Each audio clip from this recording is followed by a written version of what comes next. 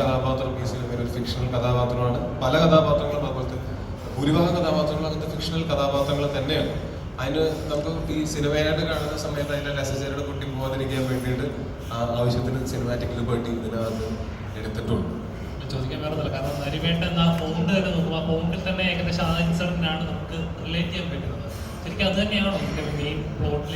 അതിങ്ങനെ എനിക്ക് മനസ്സിലായില്ല.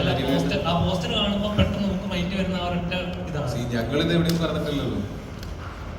നിങ്ങൾ തന്നെ ഊഹിച്ചെടുക്കുകയാണെങ്കിൽ അപ്പൊ നിങ്ങൾ പടം കാണാൻ വേണ്ടി വെയിറ്റ് ചെയ്യും. നിങ്ങൾ ഉറപ്പിച്ചിട്ട് ശ്രദ്ധിക്കും. തീർച്ചയായും ഞങ്ങളത് ഇത് ആ ഇൻസിഡന്റ് തന്നെയാണ് എന്ന് ഞങ്ങൾ പറയുകയാണെങ്കിൽ അതിനോട് നീതി പുലർത്തിയോ എന്നുള്ള ചോദ്യം നിങ്ങൾക്ക് ചോദിക്കാം. പക്ഷെ അതേസമയം ഞാൻ തിരിച്ച് അങ്ങോട്ട് പറയുന്നത് ഇതൊരു ഫിക്ഷണൽ കഥയാണ്. നമ്മൾ കാണുന്ന സിനിമകളെല്ലാം, നമ്മൾ കാണുന്ന ഫാന്റസി സിനിമകൾ ഒഴിച്ചു ബാക്കി എല്ലാ സിനിമകളും എന്തിൽ നിന്നുമൊക്കെ റിയൽ ലൈഫ് ഇൻസിഡന്റിൽ നിന്ന് ഇൻസ്പയർഡ് ആയിട്ട് അതിൽ കുറച്ച് ഫിക്ഷനും കൂടെ ആഡ് ചെയ്തിട്ടാണല്ലോ നമ്മളിവിടെ എല്ലാ സിനിമകളും ഉണ്ടാവും.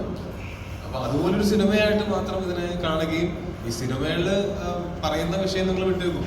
ഈ സിനിമ നിങ്ങൾക്ക് തരുന്ന അനുഭവം എന്താണ് എന്നുള്ളത് മാത്രമായിരിക്കണം ഈ സിനിമയുടെ നന്മ.